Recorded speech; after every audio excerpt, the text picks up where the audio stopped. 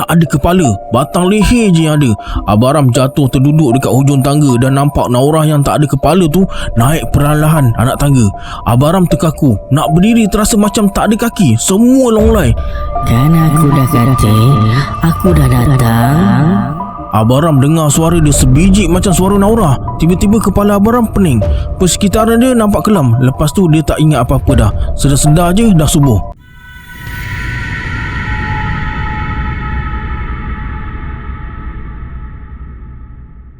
A'udzubillahiminasyaitonirrajim. Bismillahirrahmanirrahim. Assalamualaikum semua, kembali lagi bersama saya Syarul. Terima kasih sebab klik video ni. Semoga yang menonton video ni ditambahkan rezeki dan dipermudahkan urusan dunia dan akhirat. Alright, hari ni saya akan kongsi kisah Uyat lagi. Kali ni Uyat cerita tentang anak buah dia yang bernama Melissa. Nak tahu kisah dia macam mana? Tonton video ni sampai habis. Jangan lupa like, subscribe dan komen dalam video ni. Pada yang nak join grup Telegram saya dah letakkan link dekat bawah. Macam biasa, sebelum saya mulakan, jom kita baca selawat dulu. Sallallahu ربنا على النور المبين أحمد المصطفى سيد المرسلين صلى الله ربنا على النور المبين أحمد المصطفى سيد المرسلين صلى الله ربنا على النور المبين أحمد المصطفى سيد المرسلين. Tanpa buang masa lagi, jom let's jump to Rabak Serah.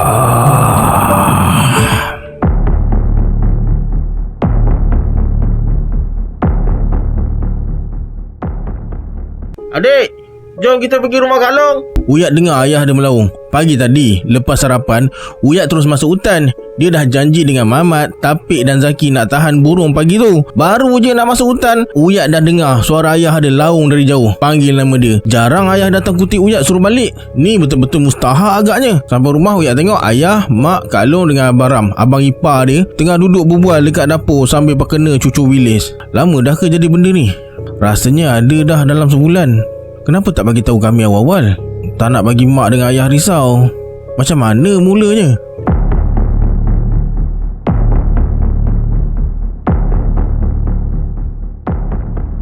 Lepas siap sidai baju, Naurah turun ke bawah. Tengok Dina yang masih tercongok depan TV, sama macam dia tinggal tadi sebelum naik ke tingkat atas. Rumah Naurah ni ada 2 tingkat, rumah batu, kawasan bandar. Rutin dia macam ni lah setiap hari. Nasib baik dapat anak yang tak banyak kerenah, tenang sikit buat kerja rumah. Masa tengah fikir nak masak apa hari ni, tiba-tiba telefon berbunyi. Naurah letak ikan yang baru dia keluarkan dari peti ais ke dalam sinki. Goreng ikan lah kejap lagi tu. Lah, dah tertidur si Dina ni. Naurah bergegas angkat telefon. Rupanya Miss Pang, guru kelas anak sulung dia yang telefon. Dia suruh datang sekolah sekarang juga sebab si Melissa tak berapa sihat.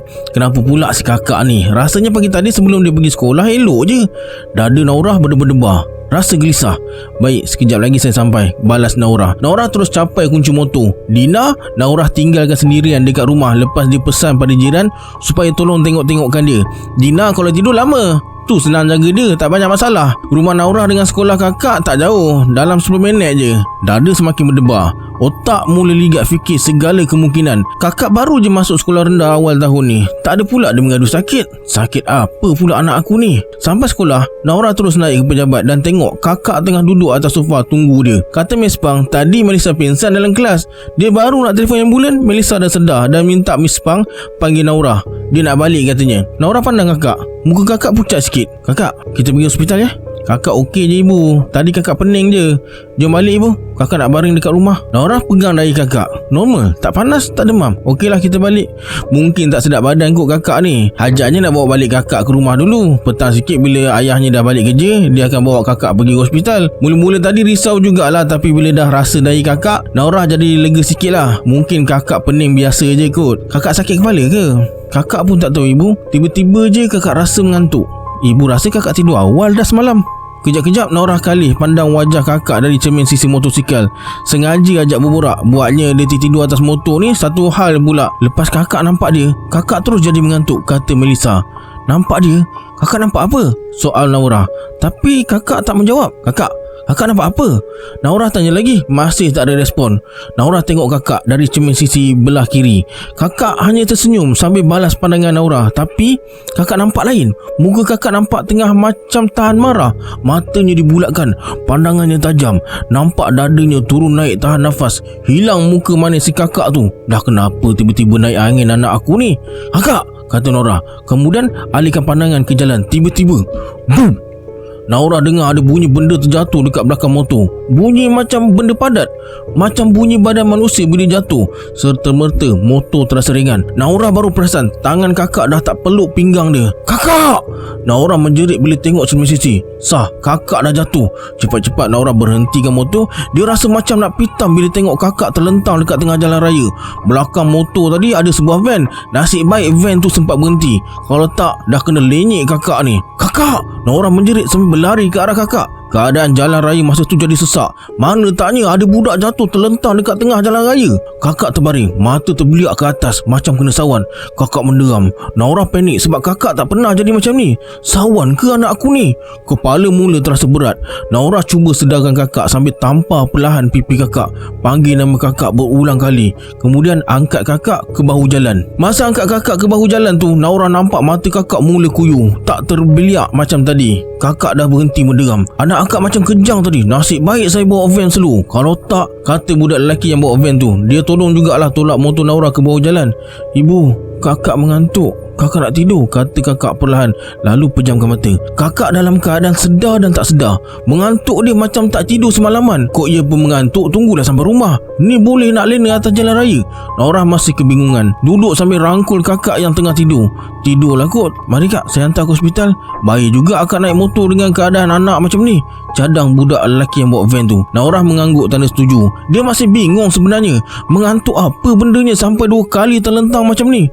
Motor ditinggalkan dekat tepi jalan. Rancangan asal nak bawa kakak balik rumah tak jadi. Naurah ke hospital dengan budak bawa van tu. Sampai hospital, pihak hospital buat pemeriksaan. Syukur tak ada kecederaan serius, hanya luka kecil dekat belakang sebab jatuh tadi. Doktor kata kakak ni kurang sihat. Kemungkinan juga kakak kena sawan masa atas motor tadi. Setakat ni kesihatan kakak tak membimbangkan. Hari tu juga kakak dibenarkan pulang ke rumah. Takkanlah kakak penat sangat sampai jatuh macam tu sekali, kata suami Abang Ram sambil tengok TV. Dia macam tak puas hati. Abang kan dengar doktor cakap mungkin kakak kurang sihat, jawab Naurah. Kemudian kali pandang kakak yang tengah main dengan Dina.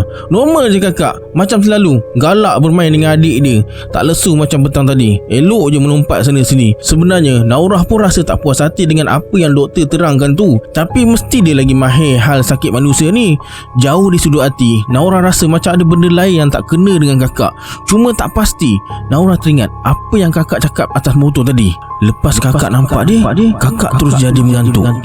Siapa dia yang kakak masukkan? Tak sempat nak tanya, kakak dah terjatuh. Nanti kita pergi hospital lain pula. Dalam 2-3 hari ni kakak duduk rumah je, tak payah pergi sekolah. Kakak nak tidur dengan ibu ke malam ni?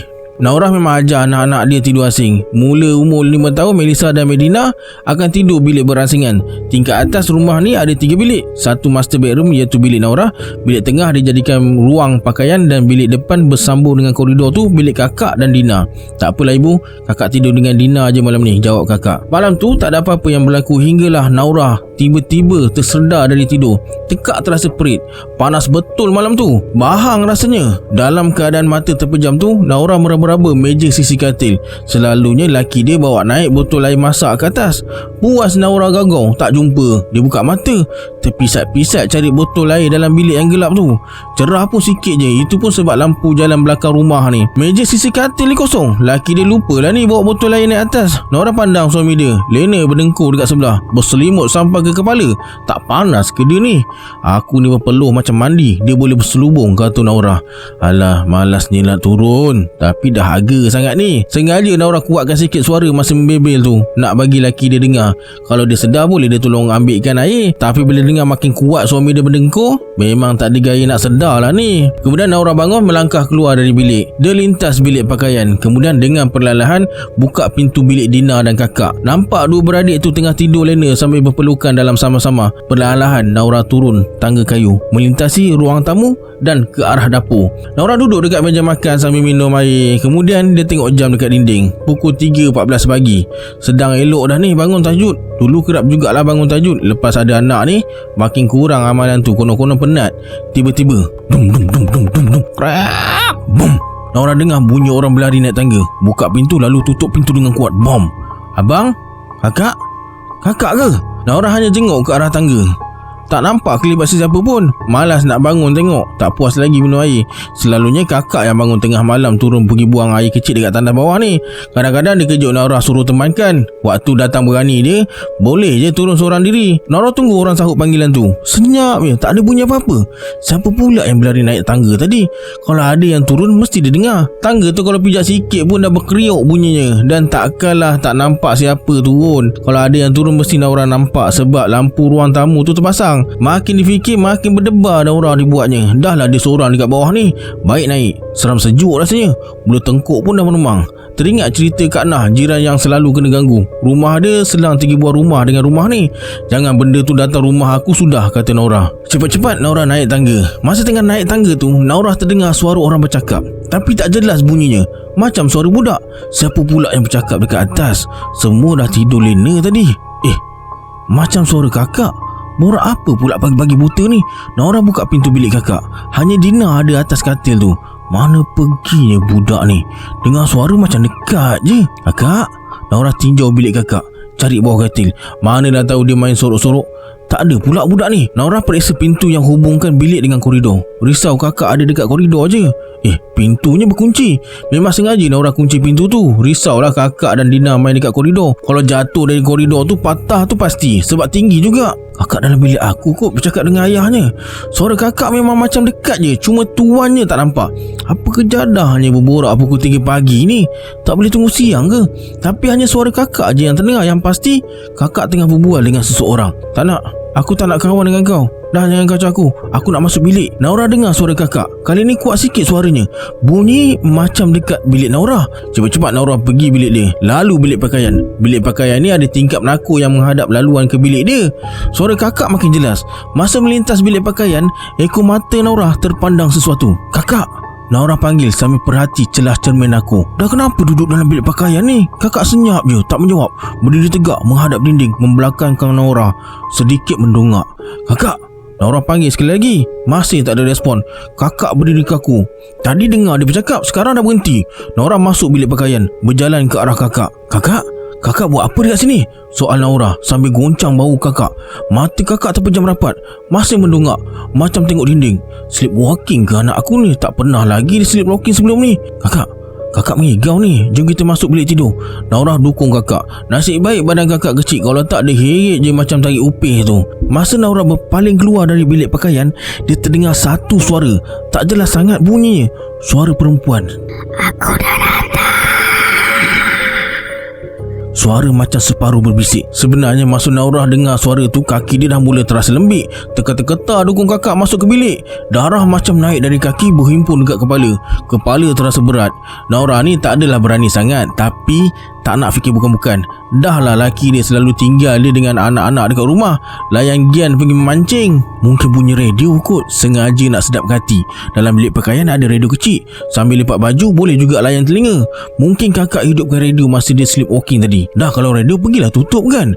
Memang taklah nak masuk bilik pakaian tu. Biarlah radio tu terpasang sampai pagi. Lepas Naura baringkan kakak, dia terus masuk ke bilik.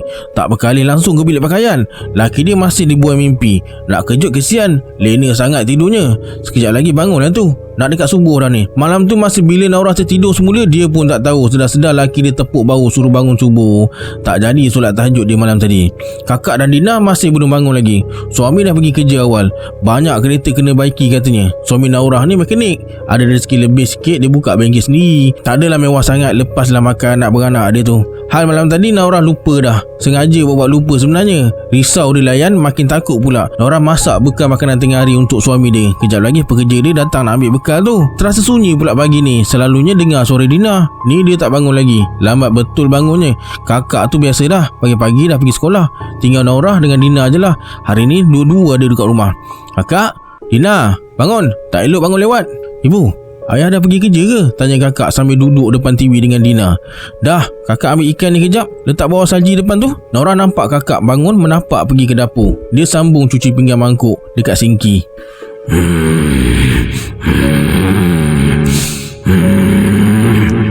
Tiba-tiba Nora dengar suara menderam dari belakang. Kasar bunyinya, macam lembu jantan tengah target nak rebus orang.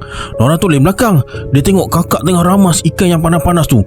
Habis hancur ikan goreng tu. Kakak! Nora jerit bukan sebab marah ikan tu hancur, tapi sebab dia gerun tengok tangan kakak. Ikan tu panas lagi. Sakit dah tangan tu. Cepat-cepat Nora rampas pinggan berisi sisa ikan dari tangan kakak. Ada saki-baki tulang ikan yang tercucuk dan melekat dekat tapak tangan kakak. Ada darah sikit. Kakak pandang Nora dengan pandangan yang bengis, menahan nafas, menderam macam nak terekam. Nora panggil nama kakak, goncangkan sikit badannya. Kakak? Tiba-tiba kakak berhenti menderam, macam baru tersedar. Ibu, kakak mengantuk dah. Kakak nak tidur, kata kakak dengan mata kuyu. Tadi kau pandang ibu macam nak terekam, ni kau boleh nak tidur pula. Kakak berjalan ke ruang tamu, lalu tertidur dekat sebelah Dina. Nora masih berdiri terpinga-pinga dekat dapur. Terkejut tengok perubahan kakak yang sekelip mata. Dah 2 kali benda ni jadi. Sakit apa anak aku ni? Malam tu Nora cerita dekat laki dia apa yang jadi tengah hari tadi, dan bagi cadangan supaya bawa kakak jumpa ayah dekat kampung. Tak ada apalah kakak tu, masa tu terkena sawan kot. Jadi tak sedar apa yang dia buat. Kenapa awak tak bawa ke hospital terus? Sawan apa bendanya macam tu? Tengok saya macam nak terekam. Dah lah, tak payah fikir bukan-bukan. Nanti kita bawa pergi hospital, cek semula.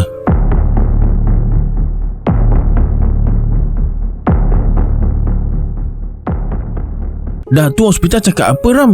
Tanya ayah. Kata Abang Ram, dalam sebulan tu dah berpuluh kali mereka ulang-alik ke hospital. Sekejap kata ada jangkitan kuman dalam kepala, sekejap kata tak ada. Dah bagi makan ubat yang hospital bagi, tapi macam tu juga. Lepas dia kejang, buat perangai terus jadi laluk mengantuk. Bila tanya kakak, dia kata dia tak ingat apa yang dia buat. Nora selalu cerita yang dia selalu kena benda pelik-pelik, tapi Abang Ram tak nak layan sangat. Hari tu tiba-tiba Dina main dekat luar rumah pukul 4 pagi. Nasib baik jiran sebelah nampak. Padahal pintu pagar semua berkunci. Nak kata dia buka, dia tak pandai. Mungkin tak kunci pintu pagar lah kot malam tu. Tak nak dia fikirkan sangat. Risau semua bertambah takut kalau dilayankan.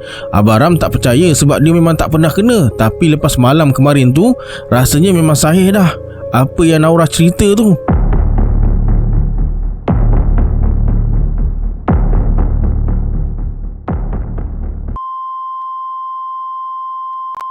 Bunyi bingit televisyen membuatkan Abang Ram tersedar. Berpisat-pisat mata pedih. Kenapa cerah sangat bilik ni? Lah, tertidur dekat ruang tamu ke? Abang Ram baru teringat tadi dia setengah sedap layan cerita. Esok cuti boleh lah layan TV. Kalau tak awal lagi dah dia masuk tidur. Anak bini Abang Ram dari tadi dah naik atas. Tidur lah kot. Abang Ram tengok jam. Dah pukul 12 rupanya. Patutlah TV dah tak ada siaran. Abang Ram bingkas bangun, matikan TV dan lampu ruang tamu, lalu naik ke atas. Baru naik tangga separuh, Abang Ram pusing semula turun ke bawah nak ambil botol air. Tak bawa air naik atas, nanti kena bebel dengan bini dia. Abang Ram lintas ruang tamu yang sedikit terang sebab lampu dapur yang masih menyala. Tengah kusyuk isi air dalam botol, Abang Ram terdengar pintu bilik air dekat belakang dia tertutup. Kemudian bunyi air mencurah-curah. Nora, bini dia kot turun buang air. Nora menjawab. Mungkin Nora turun lepas tu masuk bilik air masa Abang Ram tengah leka isi air dalam botol tadi. Alang-alang isi air, Abang Ram perhabis semua botol kosong yang ada. Boleh simpan dalam peti sejuk. Nora, abang naik dulu ya. Nanti tutup lampu dapur ni kata Abang Ram sambil pandang pintu bilik air yang masih tertutup tu. Dengar suara Nora di sebalik bunyi curahan air. Abang Ram menapak naik tangga dan buka pintu bilik. Mengantuk sangat dah ni. Lambat abang naik, habis dah ke tengok cerita? Abang Ram dengar suara Nora menegur dalam bilik yang gelap. Botol air yang Abang Ram pegang terlepas dari tangan. Dup, nak terkeluar jantung dia berdegup macam nak terloncat. Kalau bini dia dekat bawah dalam tandas, habis siapa pula dalam bilik ni? Tak pun kalau yang dalam bilik ni bini dia, yang dia pesan suruh tutup lampu tu siapa? Terketar-ketar tangan Abang Ram cari suis lampu. Nak ke tak nak buka lampu ni? Buatnya muka tak macam orang. Pensan juga dekat sini. Pundi kencing tiba-tiba terasa penuh. Jangan terkencing dekat sini sudah. Abang Ram tekan suis lampu. Prap. Dah kenapa pula air botol tu jatuh? Tanya Naura yang tengah baring atas katil. Tangan abang licin sebab minyak urut sapu dekat betis tadi. Abang turun kejar nak basuh tangan, kata Abang Ram. Sah yang dalam bilik ni bini dia berdasarkan baju tidur dengan bau bilik yang penuh dengan minyak angin. Naura ni ketagih minyak angin. Orang kalau tidur nak hidu bantal busuk, tapi dia tidur nak hidu minyak angin. Kalau Abang Ram hilang, tak apa, jangan minyak angin dia hilang. Abang Ram matikan suis lampu. Naura baring semula. Abang Ram jadi bersalah. Nak tengok ke tak siapa dekat bawah ni? Selama ni Naura cerita dia tak percaya. Konon khayalan Naura je. Ni nak tahu jugalah khayalan dia ke atau benda tu betul-betul berlaku. Lama Abang Ram berdiri dekat ujung tangga depan bilik dia. Nak turun ke tak nak ni? Selama ni cakap Naura buat cerita sebab terpengaruh dengan cerita hantu yang Kak Nah cerita.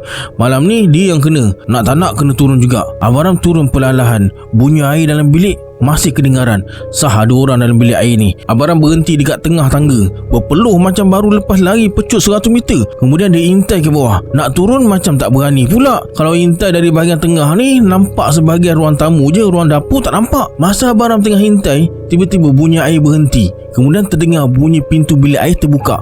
Habis aku kali ni, habis. Abang Ram nampak bayang-bayang orang berjalan dekat dapur.